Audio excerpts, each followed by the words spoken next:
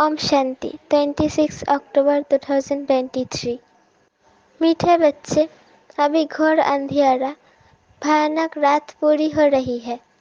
तुम्हें दिन में चलना है। ये ब्रह्मा के बेहद दिन और रात की ही कहानी है।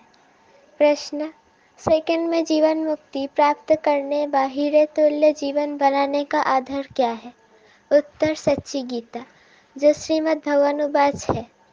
बाप तुम्हें सम्मुख जो डायरेक्शन दे रहे हैं, ये सच्ची गीता है जिससे तुम्हें सेकंड में जीवन मुक्ति पद की प्राप्ति होती है। तुम हीरे तुल्य बनते हो। प्रश्न: स्वर्ग के सुख घनेरे सुख किस पुरुषार्थ के आधार से मिलते हैं? उत्तर: रोज की पढ़ाई से और योग से स्वर्ग के सुख घनेरे मिल जाएंगे। इसलिए पढ़ाई में कभी थकना नहीं। बाप टीचर बनकर पढ़ा रहे हैं तो तुम्हें अच्छे मार्क्स से पास होने का पुरुषार्थ करो। इसमें आशीर्वाद व कृपा की बात नहीं। गीत: रात के राही थक मत जाना। ओम शांति। अभी ये गीत तुम बच्चों ने नहीं बनवाए हैं, ये तो फिल्म वालों ने बैठ बनाए हैं। अर्थ तो कुछ भी नहीं समझते हैं। हर एक बात का यथार्थ अर्थ ना जानने से अनर्थ हो जाता है। गाते हैं, समझते कुछ भी नहीं। अब तुम बच्चों को श्रीमत मिली हुई है, किसकी? भगवान की। भगवान को ही भक्त नहीं जानते तो उन भक्तों की सद्गति कैसे हो सकती है?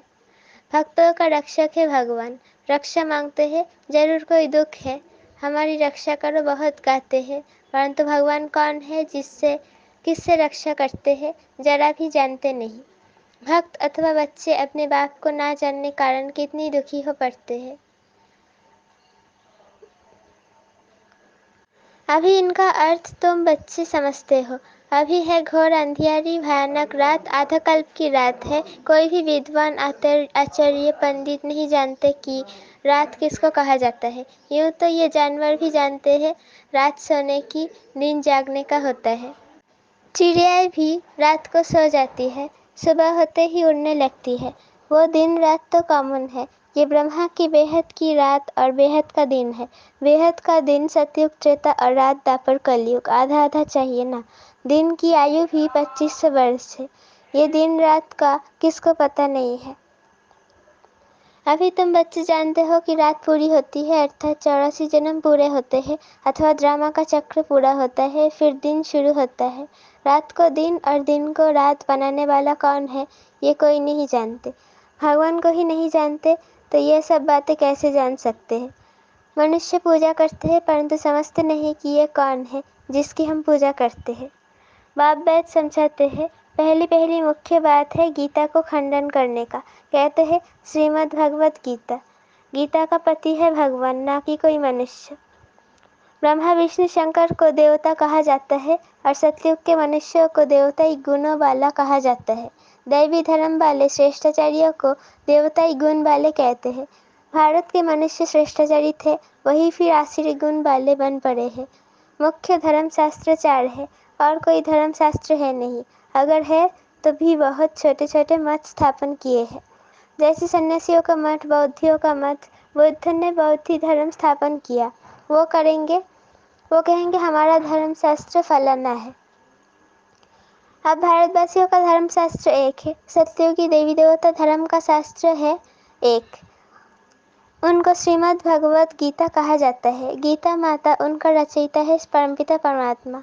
श्री कृष्ण की आत्मा जब 84 जन्म पूरे करती है तब फिर गीता के भगवान ज्ञान सागर परमपिता परमात्मा से सहज राजयोग और ज्ञान सीख उच्च पद पाती है। ये उच्चते उच्च धर्म शास्त्र को खंडन कर दिया है, जिस कारण ही भारत कौड़ी तुल्य बन गया है, जिस कारण ही भारत कौड़ी तुल्य बना है। ये भी ड्रामा में एकच भूल है जो गीता को खंडन कर दिया है। बाप अब जो सच्ची गीता सुना रहे हैं वो निकलनी चाहिए। सच्ची गीता गवर्नमेंट को छपाना चाहिए। ये है श्रीमद् भगवानुवाच। बच्चों प्रति बाप डायरेक्शन देते हैं। अच्छी रीति लिखना चाहिए शर्ट में। तुम जानते हो सच्ची गीता से सेकंड में जीवन मुक्ति मिल जाती है। बाप का बन बाप से वर्षा लेना है। बीज झाड़ और ड्रामा के चक्र को समझना है। गाते भी है सतयुग आदि सत है भी सत, होसी भी सत। झाड़ को जानना भी सहज है। इनका बीज ऊपर में है, ये वैरायटी धर्मों का झाड़ है। इसमें सब आ गए, बाकी छोटी छोटी ताल तलियाँ तो अथाह है। मतपंथ बहुत है। भारत का आदि सनातन देवी देवता धर्म है, वो किसने स्थापन किया? भगवान ने, कोई मनुष्य ने नहीं किया। श्री कृष्ण तो देवी गुना वाला मनुष्य था। वो 84 जन्म पूरे कर अब अंतिम जन्म में है। सूर्यवंशी चंद्रवंशी वैश्यवंशी बनते बनते कलह कम होती जाती है। सूर्यवंशी राजधानी में जो सतयुग में श्रेष्ठाचारी थी, सो कलयुग में अब भ्रष्टाचारी है। अब फिर श्रेष्ठाचारी बन रही है। तुम्हारी बुद्धि में है कि ऊंच से ऊंच पाठ किसका होगा। अभी तुम जान गए हो, मुख्य है ही शिवाय नमः। जो उसकी महिमा है वो ब्रह्मा विष्णु शंकर के लिए नहीं गा सकेंगे। प्रेसिडेंट की महिमा प्राइम मिनिस्टर को अथवा और कोई को देंगे क्या? नहीं, अलग अलग टाइटल है ना, सब एक तो नहीं हो सकते। तुम बच्चों को अभी बुद्धि मिली है।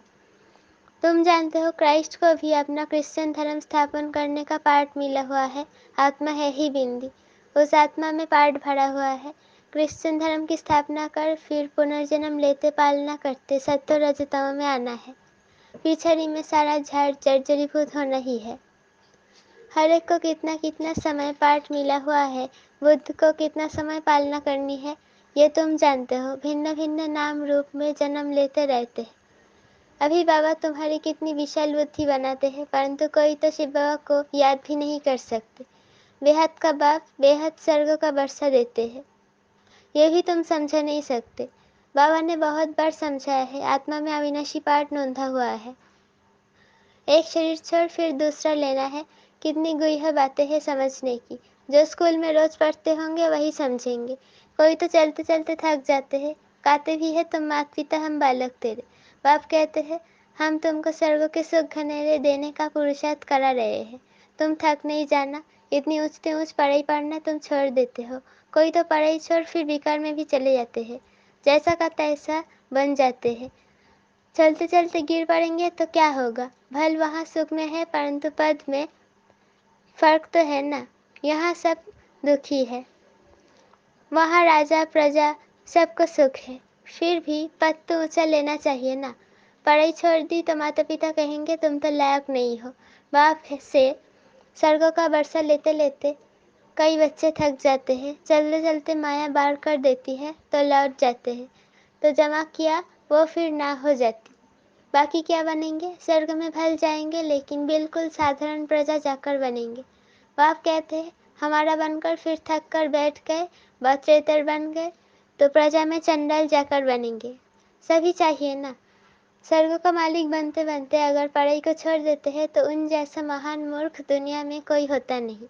लिखते भी है तो माता पिता हम बालक तेरे, तुम्हारी कृपा से स्वर्ग के बहुत सुख घनेरे मिलते हैं, कृपा करो। बाप कहते हैं कृपा की तो कोई बात ही नहीं, मैं टीचर हूँ, पढ़ाऊँगा।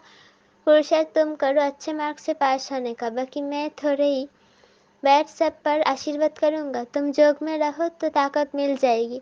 सभी थोड़े ही गद्दी पर बैठेंगे, एक दो के सिर पर बैठेंगे क्या?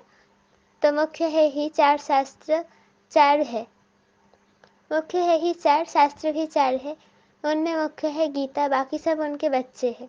वर्षा तो माता पिता से ही मिलता है। अब बाप सम्मुख समझा रहे हैं, सिर्फ गीता पढ़ने से थोड़े ही राजाओं का राजा बन जाएंगे। बाबा ने तो गीता पढ़ी है, परंतु उनसे कुछ भी होता नहीं। ये सब है भक्ति मार्ग का शास्त्र। तुमको पुरुषार्थ कर 16 कला संपूर्ण बनना है। अभी तो तुम्हारे में कोई कला कोई गुण नहीं रहा है। गाते भी है मुझ निर्गुण हारे में कोई गुण नहीं, आपे ही तरोस पर रही। हमको फिर 16 कला संपूर्ण बनाओ, जो हम थे फिर बनाओ। अब तुम जानते हो, बाप सम्मुख आकर समझा रहे हैं। एक निर्गुण संस्था भी बना दी है। निर्गुण निराकार का अर्थ भी नहीं जानते हैं। शिव का तो आकार भी है, जिसका नाम है तो जरूर चीज भी है ना। आत्मा इतनी सूक्ष्म है, उनका भी नाम है ब्रह्म महातत्व। जहाँ आत्माएं निवास करती है वो भी नाम है ना। नाम रूप से न्यारी तो कोई चीज होती नहीं। भगवान को कहते हैं नाम रूप से न्यारा, फिर उनको सर्वव्यापी कह देते हैं। ये कितनी बड़ी भूल है। मनुष्य जब इन बातों को समझे तब तो निश्चय करे। बाबा हमने आपको जाना है, कल्प कल्प आपसे राज्य भाग को लेते आए हैं। ऐसा निश्चय हो तब पढ़ सकते हैं, जहाँ बाहर निकलते हैं भूल जाते हैं। इसलिए पहले तो लिखवा लेना चाहिए, बरोबर शिव बाबा आया है राज्य सिखलाने। लिख कर भी देते फिर पढ़ते नहीं, ब्लड से भी लिख कर देते हैं परंतु आज है नहीं। माया कितनी तीखी है, बाप कितना बैठ समझाते हैं। तुम्हारी विहंग मार्ग की सर्विस तब होगी जब ऐसे ऐसे पत्र लिखेंगे। तुम्हारी शक्ति सेना भी नंबरवार है, कोई चीफ कमांडर है, कोई कैप्टन है, कोई मेजर्स है, कोई सिपाहियों के साथ बोझ उठाने वाले भी है, सारी सेना है। बाबा तो पुरुषार्थ कराएंगे ना, हर एक को पुरुषार्थ करने से समझ में आता है ये राजा रानी बनेंगे, वह अच्छी साहूकारी प्रजा में जाएंगे, ये साधारण प्रजा में जाएंगे, ये दास दासी बनेंगे। ये तो बिल्कुल सहज है समझने का। तो पहली मुख्य बात को उठाना है। बाबा कितनी ललकार करते हैं महारथियों को। तो विहंग मार्ग की सेवा के लिए विचार चलने चाहिए। अच्छा, मीठे मीठे सिकी लधे बच्चों प्रति माता पिता बाप दादा का याद प्यार और गुड मॉर्निंग। रूहानी बाप की रूहानी बच्चों को नमस्ते। हम रूहानी बच्चों की रूहानी माता पिता बाप दादा को याद प्यार, गुड मॉर्निंग और नमस्ते। शुक्रिया बाबा, शुक्रिया। धारणा के लिए मुख्य सर पहला पॉइंट, पढ़ाई में थकना नहीं है। ऊंच से ऊंच पढ़ाई रोज पढ़नी और पढ़ानी है। दूसरा पॉइंट, विहंग मार्ग की सर्विस करने की जुक्तियाँ निकालनी है। योग में रहे बाप से ताकत लेनी है, कृपा आशीर्वाद मांगनी नहीं है। वरदान, वरदानों की दिव्य पालना द्वारा सहज और श्रेष्ठ जीवन का अनुभव करने वाले सदा खुशनसीब भव। बाप दादा संगम युग पर सभी बच्चों की 3 संबंधों से पालना करते हैं। बाप के संबंध से वर्षे की स्मृति द्वारा पालना, शिक्षक के संबंध से पढ़ाई की पालना और सदगुरु के संबंध से वरदानों की अनुभूति की पालना एक ही समय पर सबको मिल रही है। इसी दिव्य पालना द्वारा सहज और श्रेष्ठ जीवन का अनुभव करते रहो। मेहनत और मुश्किल शब्द भी समाप्त हो जाए तब कहेंगे खुशनसीब। स्लोगन, बाप के साथ साथ सर्व आत्माओं को स्नेही बनाना ही सच्ची सद्भावना है। बाप के साथ साथ सर्व आत्माओं के स्नेही बनना ही सच्ची सद्भावना है। ओम शांति।